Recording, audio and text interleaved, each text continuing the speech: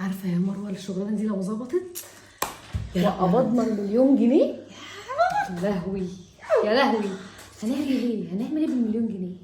ياه، هيبقى في ايدي مليون جنيه. تخيلي، ياه، هيبقى يوم حلو قوي يا مروه. عارفه يا بنتي يا رندا، انا لو معايا مليون جنيه اعمل ايه؟ ايه؟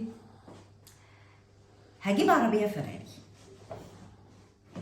معلش بيها كده ماشيه بالعربيه الفيراري وايه؟ مليون جنيه. فيراري يا مروه؟ ده الفيراري بمليون ونص.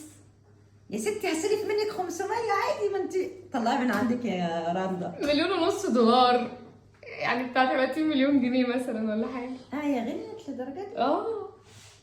وانا صغيره كنت بسمع فيراري مليون. بس لقيتها. ها.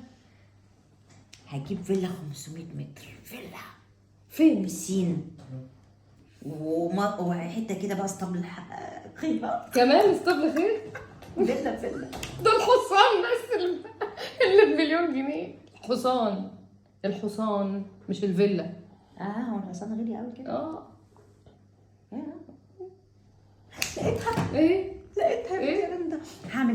هعمل مدرسه بقى وادخل ولادي يتعلموا ببلاش بقى واتمنظر كده، واخد من الناس بقى الفلوس كلها، وابقى بقى بدل المليون 2 و3 و4.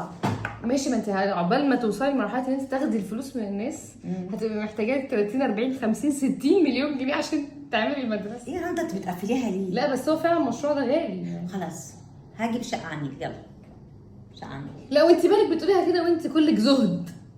شقه على مليون النيل؟ جنيه يا بنتي. مليون جنيه ايه؟ شقه على النيل فين؟ يعني شقه في انهي نيل بمليون جنيه؟ غاليه دي كمان. النيل يا بنتي، شقه على النيل دي ب 15 20. ايه يا رندا انت اوفر قوي كده ليه؟ دي الاسعار يا برضه من زمان على فكره، حتى أنا- قبل اي حاجه، قبل الاسعار ما شقه كانت في هي. المهندسين. شقه في المهندسين برضه بتقوليها بقرف كده، اللي هي شقه في المهندسين دي ب 5 6 مليون. ايه يا مروه انت إيه مش يا رندا عايشه انت؟ معانا؟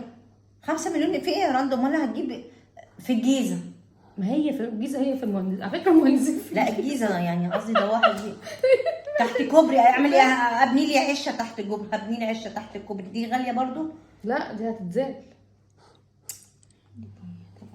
طب هنجيب المليون جنيه نعمل بيها ايه؟ عرفت. ايه؟ عرفت هعمل ايه بالمليون جنيه؟